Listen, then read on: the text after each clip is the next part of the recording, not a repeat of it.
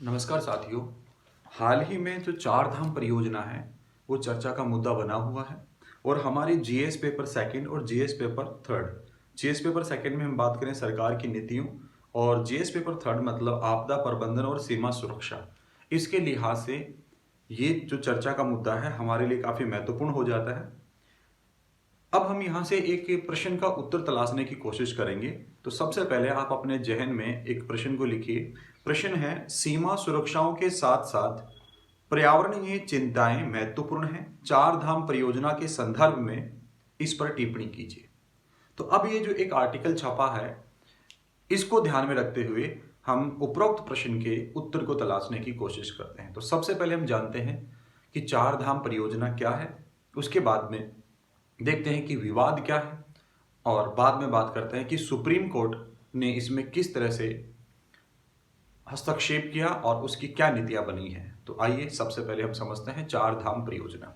देखिए दोस्तों, उत्तराखंड उत्तराखंड के अंदर चार धाम हैं। चार धाम का मतलब ऋषिकेश से लेकर अगर हम केदारनाथ, बद्रीनाथ, गंगोत्री और यमुनोत्री, कौन कौन से?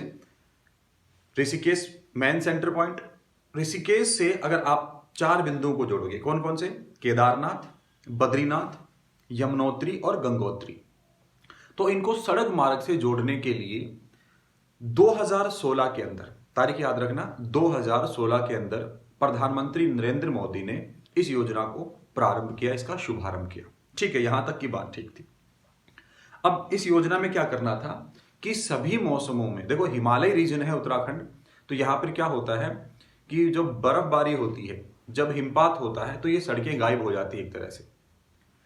तो चार धाम परियोजना के तहत ये कोशिश की गई कि ये सड़कें हैं वो हर मौसम में खुली रहें। तो उस हिसाब से 800 लगभग 890 किलोमीटर के आसपास, 890 किलोमीटर की जो लंबाई के अंदर ये पहाड़ी जो एरिया है उसके अंदर ये सड़कें बनाई जानी थी। अब सड़क बनानी है पहाड़ी रीजन में तो पहाड़ी की कटाई भी होगी, वहां पर आने वाली वनस्पति है उसको भी काटा जाएगा। बात समझ में आई कि नहीं? तो ये तमाम चीजें इस परियोजना के अंदर पर्यावरण को नुकसान पहुंचा रही थी। अब शुरुआत आप समझना सबसे पहले कि शुरुआत कैसे करो। तो आप सबसे पहले देखें चार धाम।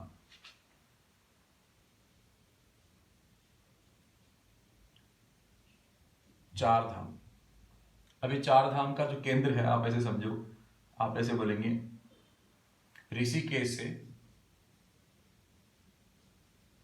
ये ऋषिकेश है, इसे चार पॉइंट आप देखें। एक आप बोलेंगे केदारनाथ,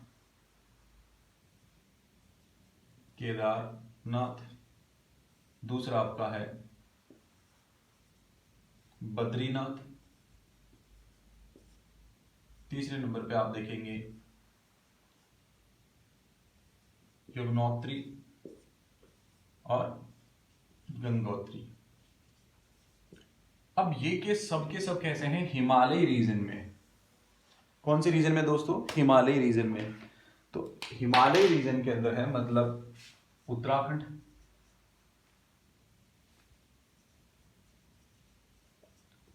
और हिमालय क्षेत्र, हिमालय क्षेत्र मतलब पहाड़ी क्षेत्र है। ये आपको थोड़ा जहन में रखना है तो चीजें समझ में आएंगी।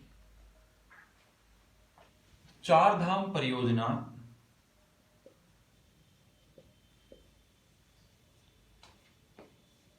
2016 में पीएम के द्वारा इसका शुभारंभ हुआ और इसका ऑब्जेक्टिव क्या था? इसका उद्देश्य था सभी मौसमों में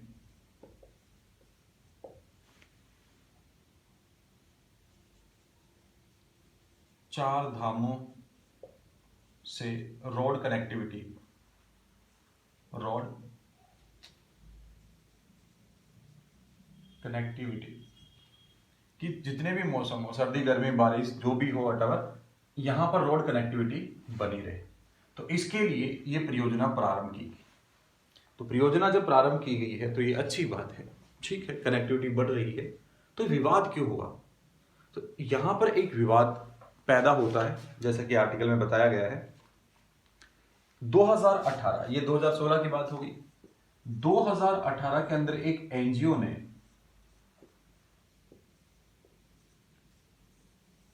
कोर्ट में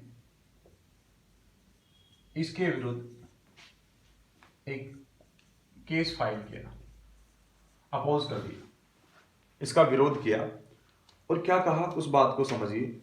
उसने कहा कि जो पहाड़ी रीजन है, ये रीजन है, इस पे अगर पेड़ों की कटाई करोगे, ध्यान से समझना, ये एनजीओ क्या विरोध कर रहा है, पेड़ों की कटाई, ठीक है। अगर वहां पर लगातार पेड़ों की कटाई होगी, ठीक है, तो उससे होगा क्या कि हिमालय का जो इकोसिस्टम है इस रीजन का, इस वाले रीजन का, तो आप कहेंगे जो हिमालय इकोसिस्टम वो डिस्टर्ब हो जाएगा। हिमालय का जो पारिस्थितिक जो तंत्र बना हुआ है वो डिस्टर्ब हो जाएगा और हम पहले से बहुत ज्यादा प्रताड़ित है। क्योंकि आप देखोगे कि जो केदारनाथ के अंदर बाढ़ आई थी, उसके बाद में जो चमोली इलाका है वहां पर रिसेंटली बाढ़ हमने देखी है। तो कि भाई अगर लगातार पेड़ों की कटाई होगी तो हिमालय इकोसिस्टम डिस्टर्ब होगा और यहाँ बहुत सारी प्राकृतिक आपदाएं हमें देखने को मिलेगी, ठीक है। अब सरकार ने कहा कि सड़क तो भाई बनानी पड़ेगी, सर क्या बोला, सड़क तो बनानी पड़ेगी, लेकिन फिर विवाद जो उभर रहा है वो हो रहा है यहाँ पे किस वजह से, तो आपका जानना ये जरूरी हो जाएगा कि ये विवाद का मुख्य कारण क्या है। वो ये कि चलो ठीक है सड़कें बना ली जाए, 2018 तक तो मामला यही था, कोर्ट में मामला गया। और अब यहां देखोगे कि सरकार और एनजीओ, सरकार वर्सेस जो आपका एनजीओ है, ये एनजीओ और ये सरकार दोनों गई कोर्ट के अंदर। और सुप्रीम कोर्ट ने कहा कि भाई क्या चक्कर है, सरकार कह रही है कि साहब देखो कनेक्टिविटी के लिए हमें सड़कें बनानी पड़ेगी, सड़कें बनाने के लिए हमें पहाड़ी इलाकों की कटाई भी होगी, पेड़ पौधे भी कटेंगे, है कि नहीं। एनजीओ कहता है कि चलो ठीक है सड़क बनाना जरूरी है, लेकिन इन सड़कों की जो चौड़ाई है ना वो आप ज्यादा मत रखो। इसकी चौड़ाई को लेकर इनके बीच में विवाद हो गया। तो सड़कों की चौड़ाई को लेकर विवाद हुआ, लास्ट में लेकर एक समिति बनाई कोर्ट ने क्या कर दी, एक समिति बना दी। अब कोर्ट ने जो समिति बनाई इसमें रवि जो चोपड़ा थे, याद रखना पर्यावरणविद हैं रवि चोपड़ा की अध्यक्षता में एक समिति बना दी गई। और ये पर्यावरणविद हैं, याद रखना पर्यावरणविद हैं, पर्यावरण के जानकार हैं। अब ये समिति जो रिपोर्ट सौंपती है, तो रवि चोपड़ा की जो समिति है ये भी खुद दो भागों में डिवाइड हो गई। तो जिधर रवि चोपड़ा कहते हैं कि सड़कों की जो लंबाई है वो 8 मीटर तक ठीक है, लेकिन जो सरकार के पक्षधर लोग हैं वो कहते हैं कि नहीं, ये 10 से 12 मीटर इसकी लंबाई होनी चाहिए, 10 से 12 मीटर लंबाई होनी चाहिए। अब जब ये रिपोर्ट कोर्ट के सामने गई है तो कोर्ट ने रवि चोपड़ा समिति की बात को मानकर कहा कि 8 मीटर की ही चौड़ाई करो, 8 मीटर की ही क्या करो, सड़कों की चौड़ाई रखो। यहां तक का पॉइंट तो हमें समझ में आ गया। और ये मामला 2018 से 2020 तक आया और 2020 के अंदर क्या हुआ कि कोर्ट ने कह दिया कि भाई रवि चोपड़ा के जो 4 सदस्यीय लोग हैं जो ये कह रहे हैं कि भाई स्टैंडर्ड जो मानक लंबाई है, मानक चौड़ाई है सड़क की, वो 8 मीटर रहने दो, लेकिन सरकार का पक्ष क्या रहा है कि सर कम से कम 10 से 12 मीटर होनी चाहिए। लेकिन कोर्ट ने किसकी बात मानी, रवि चोपड़ा की बात मानी, रवि चोपड़ा जो पर्यावरणविद है उनकी बात मानी। बात समझ में आई यहां तक। अब क्या दौर है, अब क्या दिक्कत होगी, तो देखो एनजीओ ने 2020 के अंदर वापस से एक बात यहां पे क्लियर की है, वो देखो क्या, यहां तक का पॉइंट क्लियर हो गया कि साहब जो कोर्ट के आदेश थे कि जो स्टैंडर्ड इसकी जो चौड़ाई, जो मानक चौड़ाई यहां पे रखी गई थी 8, वो नहीं की गई। एनजीओ ने अब आरोप लगाए हैं, एनजीओ के जो आरोप हैं वो क्या है उस पर ध्यान दो। उन्होंने कहा कि सुप्रीम कोर्ट के फैसले का उल्लंघन किया है सरकार और कंपनी ने, रोड बनाने वाली कंपनी, सरकार व कंपनी ने। कैसे उल्लंघन किया है, तो उन्होंने कहा देखो ज्यादातर इलाकों में 10 से 12 मीटर चौड़ी सड़क बनाई है, ठीक है, और अत्यधिक पेड़ों की कटाई है, पेड़ कटाई की गई है, साथ में यहां पर ब्लास्टिंग की गई है, ब्लास्टिंग, याद रखना। और ब्लास्टिंग जब होगी तो आपको पता है पहाड़ी इलाकों के अंदर भूस्खलन की घटना ज्यादा बढ़ेगी।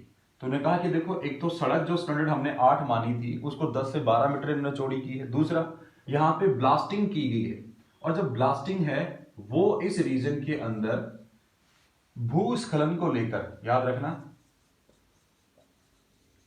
भूस्खलन की घटना को बढ़ाएगा, इसको बढ़ाएगा। तो एनजीओ ने आरोप लगाए कि सरकार ने और कंपनी ने क्या किए हैं कि सुप्रीम कोर्ट का जो फैसला था कि जो स्टैंडर्ड चौड़ाई है सड़कों की वो कितनी होनी चाहिए, वो 8 मीटर ही होनी चाहिए। तो एक तो उसका उल्लंघन करते हुए इन्होंने 10 से 12 मीटर की चौड़ी सड़कें बनाई, साथ में इन्होंने ब्लास्टिंग की है जो इस रीजन में, हिमालय रीजन में भूस्खलन को लेकर ज्यादा गतिविधियों को बढ़ा देगा। ठीक है, इससे क्या होगा कि हिमालय रीजन में अस्थिरता आएगी। ये पॉइंट क्लियर हो गया। ठीक है, अब यहां पर सरकार का क्या पक्ष है? सरकार ने एक नया पेज फंसा दिया इसमें। सरकार ने इस पूरे मामले को पर्यावरण वर्सेस सुरक्षा बना दिया। अब मामला ये, क्योंकि सरकार ने यहां तक तो ठीक है, जो चल रहा था पहले कि ठीक है भाई 10-8 कर लेंगे, तो उन्होंने सरकार की मतलब कोर्ट की बात ने मानते हुए 10 से 12 कर दिया। और इसके पक्ष में कि 10 से 12 मीटर चौड़ी सड़क हमने जो बनाई है उसके पक्ष में उन्होंने एक नया पेज फंसा दिया, पर्यावरण वर्सेस सुरक्षा। अब ये क्या मामला है, इसको थोड़ा समझने की जरूरत है कि अब जो 4 धाम मामला है वो एक नया मोड़ ले चुका है, और वो है पर्यावरण वर्सेस सुरक्षा। अब सुरक्षा का मामला क्या है, तो आप देखेंगे कि उत्तराखंड के पास हम देखेंगे चाइना हमारा जो इलाका है वो पड़ता है। ठीक है, अब यहां पर क्या हुआ है उस बात को थोड़ा समझें।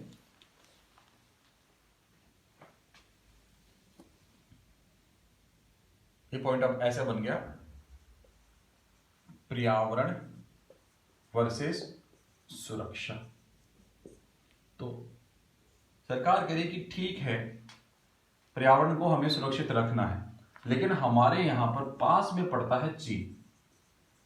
चीन है वो सीमाई इलाकों के अंदर, जो सीमांत इलाके हैं, सीमांत इलाके, सीमांत क्षेत्र, वहां लगातार वो डेवलपमेंट कर रहा है, लगातार वो क्या कर रहा है, विकास कर रहा है, नई नई जो आबादी है और निर्माण है उसको लगातार बढ़ा रहा है। अब वहां तक हमारी पहुंच, सीमांत क्षेत्र तक हमारी पहुंच हो, इसके लिए हमें एक तो इस एरिया के अंदर डेवलपमेंट करना पड़ेगा, सीमांत एरिया में। दूसरा, हमारे पास जो ब्रह्मोस हमारी मिसाइल है, याद रखना, ब्रह्मोस को सीमांत क्षेत्र तक ले जाने के लिए हमें चौड़ी सड़कें चाहिए। ब्रह्मोस को कहां तक, क्योंकि देखो ब्रह्मोस है वो काफी बड़ा जो हमारा मिसाइल सिस्टम है, तो इसको ले जाने के लिए 8 मीटर नहीं चाहिए, इसको ले जाने के लिए हमें 10 से 12 मीटर चौड़ी सड़कें चाहिए। तो हमें सीमांत एरियाओं में चौड़ी सड़कों की आवश्यकता है। इस तरह का एक पेज ऑफर्स किया। तो अब हमारे सामने आता है कि पर्यावरण और सुरक्षा, क्योंकि पर्यावरण को बचाना भी जरूरी है और यहां पर हमारे देश की जो राष्ट्रीय सुरक्षा का विषय बना हुआ है उसको बचाना भी जरूरी है। तो अब ये मामला ऐसा है, तो सरकार इसके ऊपर, सरकार है वो सुप्रीम कोर्ट को कह रही है कि आप संशोधन करें, आप संशोधन करें। आपने जो पहले अपना फैसला दिया था कि जो मानक या आदर्श जो सड़क की चौड़ाई आपने 8 मीटर रखी थी, उसके अंदर आप संशोधन करें और आप इसे 10 से 12 मीटर चौड़ी सड़क बनाने की हमें अनुमति दें, क्योंकि यह मामला अब सुरक्षा से भी जुड़ा हुआ है। तो इस तरह से इन फैक्ट का इस्तेमाल करना है, और आप जीएस सेकंड और जीएस थर्ड के अंदर जो आपका प्रश्न बनता है कि सीमा सुरक्षा के साथ साथ पर्यावरणीय चिंताएं भी महत्वपूर्ण हैं, 4 धाम परियोजना के संदर्भ में आप इस पर टिप्पणी कीजिए। तो मैं उम्मीद करता हूं ये फैक्ट आपको समझ में आए होंगे, और इनको आधार बनाकर आप अपना आंसर राइटिंग कर सकते हैं। धन्यवाद।